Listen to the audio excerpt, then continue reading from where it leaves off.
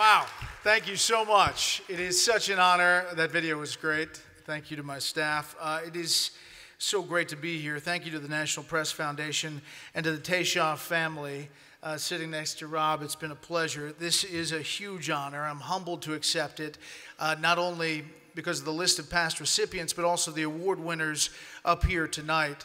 Clarence Page, you're a legend and a friend. And who knew he'd mention the Transformers movie? I mean, that's pretty good.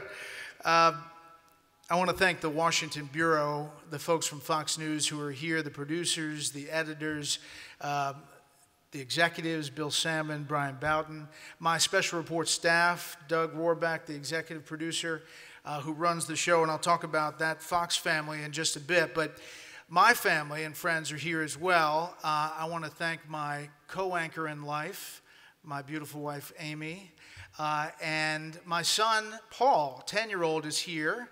Transformers. I told you it'd be cool. His 7-year-old brother, Daniel, told us he just didn't think he could make it through the night, so he did not make it.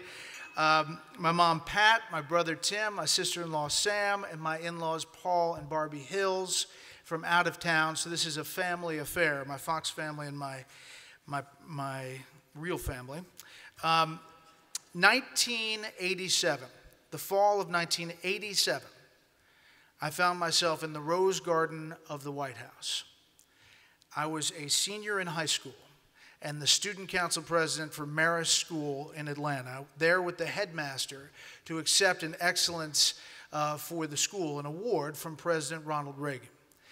The ceremony went well, and then ABC News' Sam Donaldson, who was the Saul Taishoff Award winner in 1997, Donaldson yelled a question to President Reagan as he was walking back into the Oval Office about the floundering Robert Bork Supreme Court nomination.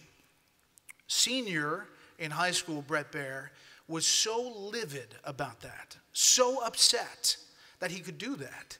I went back to Atlanta and I wrote an op-ed in the student paper.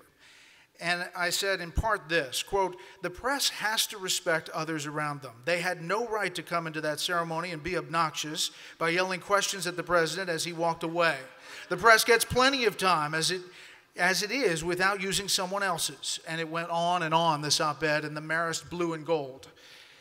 Fast forward exactly 20 years from that op-ed, and Fox News Channel's chief White House correspondent, Bret Baier, was yelling a question to President George W. Bush about interrogation policy as he walked away from a different ceremony in that same Rose Garden.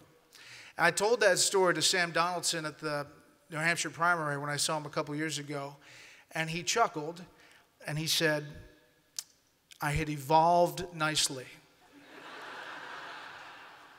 I started broadcasting in small market TV after college. Many of you know that's not that glamorous.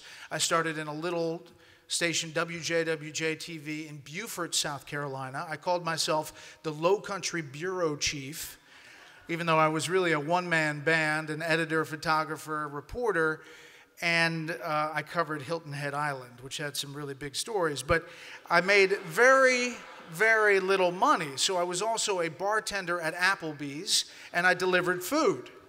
So I would go deliver food, and the people would answer the door, and the guy would say, "Hey, wait a second, aren't you the reporter on Channel 6?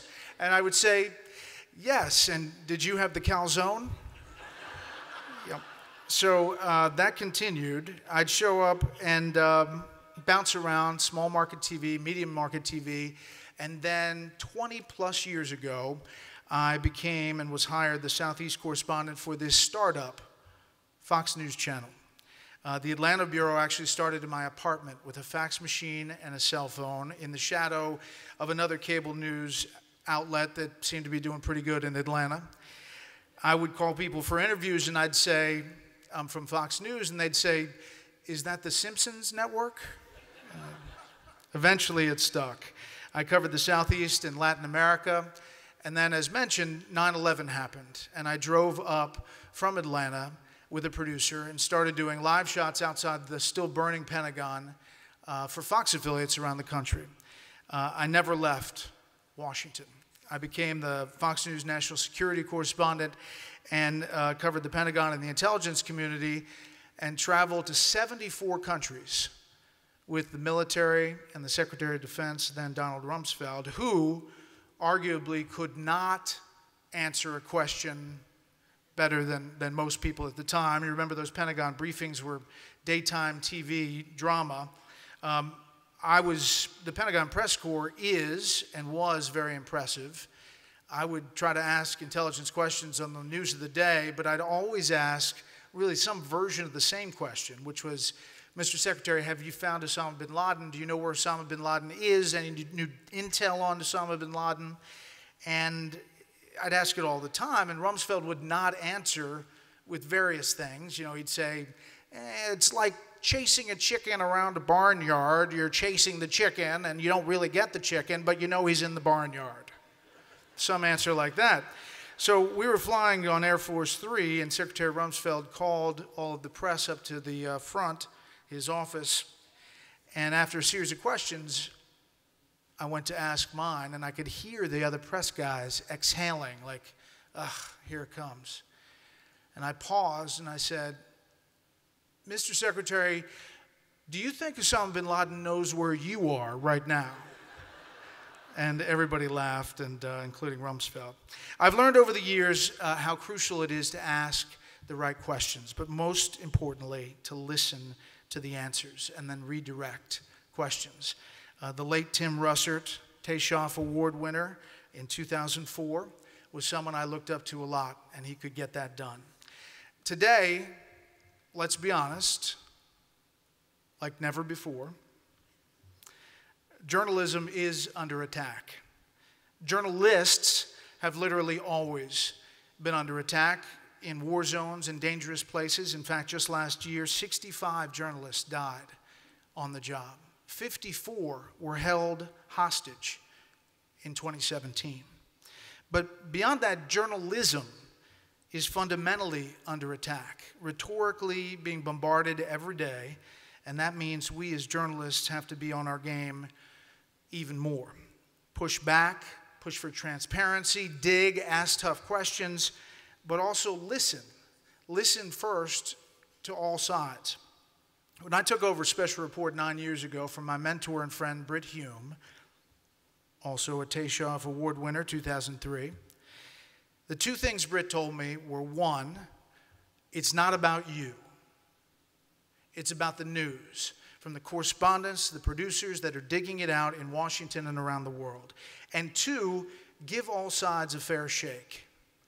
Don't run with the herd. Make sure it's fair. You know, there are real reasons for optimism in the face of all of this skepticism and the attacks. Great journalism is happening.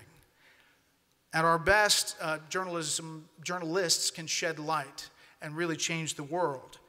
We also have to stand together and support each other. But also we have to make sure that we are presenting facts for the audience, the viewers, the readers, to make sure that they make their own decisions and make doubly sure we're not trying to make decisions for the audience. When journalists stray into opinion and advocacy, presenting wishes and goals one way or another, it empowers the people who are looking to broadly attack the media every chance they get for some political gain. So we should make it easier for them to do it. Finally, it's a huge team effort to put on a solid news show, and I'm blessed with a fantastic team of hard workers at Special Report and Fox News. So on behalf of my family at home and my family at Fox, I am really honored to accept this award. I love my job, and I look forward to listening around the country and continuing to report in this fascinating time. Thank you very much.